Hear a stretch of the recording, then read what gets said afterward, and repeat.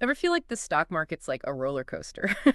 One of those ones that just makes you want to like lose your lunch. Yeah, you're not alone. So today we are diving into some seriously fascinating economic theory about how to maybe fix that. It's called Coordinated Discovery Markets, CDMs for short.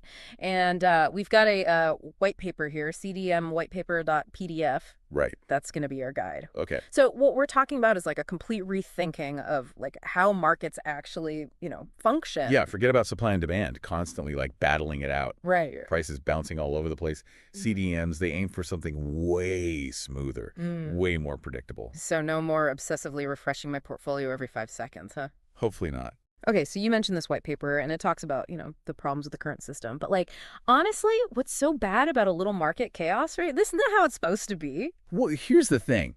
All that volatility, all those like lightning fast trades driven by algorithms, Yeah. it all comes with a cost. And that cost, well, we call those deadweight losses. And they're not just numbers on a spreadsheet.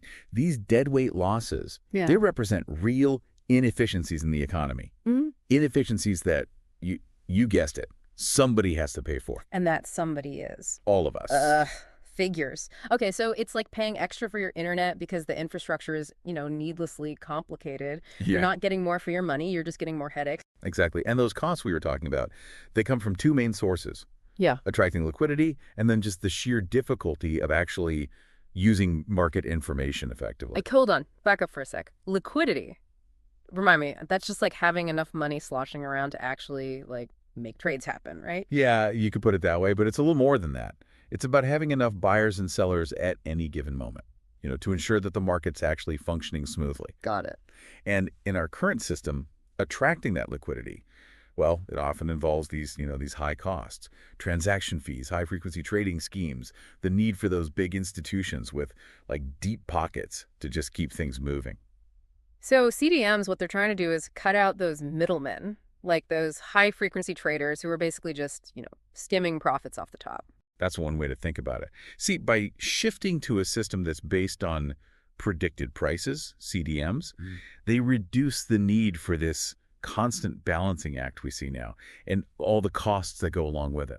Okay, so let's dive into the how here. You sent over this CDM overview v1.pdf, and it has some helpful diagrams. I'll give you that. Yeah. But I gotta be honest, it's a bit like learning a new board game from scratch. Okay. Where do we even begin? All right, imagine this. So instead of reacting to what the market price is right now, you're actually placing bets on what the price should be in the future. And obviously, the more accurate your prediction, the bigger your payout, the bigger your reward. So it's kind of like fantasy football, but with like coffee beans and copper instead of You're quarterbacks. getting warmer. And the cool thing is, everyone's involved. So you've got your producers, they want stable prices for their goods. Right. Consumers, they're looking for fair and predictable costs. And then even speculators, those who are like really analyzing trends and making those price predictions, they play a role too. Hold on, speculators. Aren't those usually like the bad guys in these market stories? Not necessarily, not in this case. Yeah. You see, in a CDM, they actually play a vital role because they're incentivized to make accurate predictions. That's how they profit, right? Mhm. So think of them kind of like the market's research and development department. They're constantly analyzing new information to try to get ahead of the curve. Okay, so everyone's got skin in the game, and the goal is to make the most accurate predictions possible. But how does that translate into real-world benefits? Like, what's the takeaway for me and everyone else listening? Okay, so one major advantage is the reduction of what's called hedging. It's a big deal in traditional markets, Mm-hmm. and it can get pretty costly. See, right now, businesses often hedge against price swings to protect themselves. Right. Like a farmer, they might lock in a price for their crops months in advance, Sure. even if it means, they might lose out if the market price goes up later on. So it's like buying insurance. You hope you never need to use it, but it's better to, be safe than sorry. Exactly. But that protection, Hmm. it comes at a price. Yeah. But in a CDM, because prices are more predictable, the need for hedging decreases, like dramatically. That means lower costs for everyone and less risk for producers, especially those smaller local producers. Yeah. You know that Story Matrix 1.0 PDF you sent over? Yeah. You mentioned them. Imagine a family farm. They're no longer at the mercy of these volatile commodity markets. Right. Now they can just focus on what they do best, growing food. Okay, that's a powerful image. I like that. Yeah. But let's be real for a second. This all sounds a little, I don't know, too good to be true. Yeah. What about the potential downsides? Like, could this system be manipulated? Hmm. And what happens when something completely unexpected happens? What happens when it throws a wrench in the works? Those are the million-dollar questions. What if Yeah. scenarios, the things that, keep you up at night. Sure. Thankfully, this white paper, it actually dives headfirst into those potential pitfalls. Oh. It even gives them some pretty dramatic names. All right. I kind of like that. Yeah. So you've got, sudden market shocks. They call that the asteroid strike, Right. which I love. Sure. Imagine like a natural disaster, some unforeseen event just throws the markets into, total turmoil. Yeah. So picture this. Giant asteroid just whizzed past Earth, missed us by a hair. Okay. Global markets are freaking out. What happens in a CDM? Well, this is the interesting thing. Yeah. They might actually be more resilient in those situations. And that's because, unlike traditional markets that rely on like tons of leverage and, everything's interconnected, Right. CDMs, they operate on full reserve. Full reserve. So that means like having enough cash on hand to cover like all potential bets. Exactly. Yeah. It's like the difference between playing poker and everyone just throwing around IOUs Right. versus everyone actually having their chips stacked right there on the table. I see. So in a CDM, there are no promises of future payments. There's no chain reaction of defaults if one person can't cover their losses.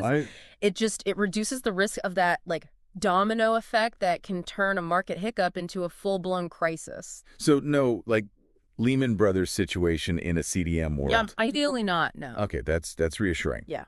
But what about the human element here? Right. You've got these brilliant, maybe slightly eccentric minds involved in this whole thing. Yeah. What's to stop someone from just being like, you know what? I'm going to game the system. Yeah, and the white paper actually addresses that as well. They use a fictional example. They call it the Lex Luthor scenario. Okay.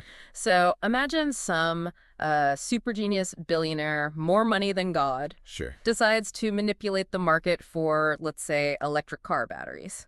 Sounds like someone's been watching too many superhero movies, but I get the point. Right. So could one person with enough wealth and, a mischievous streak, could they really just throw the whole system out of whack? Well, it's a valid concern, but the beauty of a CDM is that it's actually designed to be pretty resistant to that kind of manipulation. Because remember, the incentives are all structured around accurate price discovery. So if someone tries to artificially inflate prices or deflate them, they're basically working against the collective wisdom of the entire market. So they might make a splash in the short term, but, reality has a way of catching up. And they'd likely end up losing a fortune in the process. So it's like trying to outsmart a million different people all at once. Good luck with that. Right, exactly. But what about just unintended consequences? Yeah. Right. What if someone tries to disrupt the market, not for profit, but just to cause chaos? Well, they actually have a scenario for that too. It's called the Bill Gates gets an aneurysm scenario. Okay, that one's a little dark. Yeah. Go on. So the point is to imagine someone with, vast resources making this sudden irrational decision. Like Yeah. they decide to dump billions of dollars into, say, the copper market. Okay. Now, in a traditional market, this could cause a frenzy, send Yeah. prices sky high. Right. So everyone panics, starts hoarding copper. That sounds messy. It could be, yeah. But in a CDM, an action like that would likely cause, a temporary blip. But the system is designed to self-correct. So the manipulators, they lose big, and prices would eventually stabilize based on, actual supply and demand. So the market kind of shrugs it off like a bad case of indigestion. Yeah. No copper crisis, just maybe a bruised ego for one very wealthy philanthropist. Yeah. This all sounds, really promising. But let's bring it back down to earth for a sec. Mm-hmm. What does this actually mean for the average person? If CDMs became the norm, how would our lives actually be different? That's the ultimate question, right? Yeah. Well, imagine a world with just more stable prices. Right. For everyday goods. Yeah. So no more waking up and finding out the price of gas has doubled overnight. Right. Or seeing your grocery bill double because of some, unforeseen event halfway across the world. So less of that, sticker shock at the grocery store checkout line. Exactly. Yeah, I could get used to that. Right. But beyond just like consumer prices. Yeah. Are we talking about a fundamental shift in how we even think about markets? Absolutely. CDMs, they could lead to just, reduced volatility in financial markets as well, making investments less risky. Right. Which could potentially open up opportunities for people who've been traditionally excluded from participating. Mm-hmm. Imagine, a single parent. They're working hard, saving for their child's education. They no longer have to navigate the complexities and risks of a volatile stock market. It's like leveling the playing field, not just for Wall Street investors, but for everyone. Exactly. And the potential application, this goes beyond just commodities, right? Right. The white paper even explores using CDMs for things like carbon emissions trading or even renewable energy markets. Wow. Imagine a world where we're not just, buying and selling oil, but we're using this system to create a more stable, more transparent market for clean energy solutions. That's the kind of big picture thinking I like to hear. So it's not just about making markets more, efficient. It's about using those efficiencies to create like a more sustainable and equitable future for everyone. But let's be realistic for a second. This all sounds great in theory, but what are the hurdles to making it a reality? Like, why aren't we all using CDMs right now? It's one thing to, have a brilliant idea on paper. Right. But turning that into like a real functioning system, especially, something that works on a global scale, Yeah. that's a whole other challenge. Yeah. So where do we even begin to unravel that knot? You hit the nail on the head, right? It's like we've got the blueprint for this like futuristic spacecraft, Okay. but we still need to build the launch pad.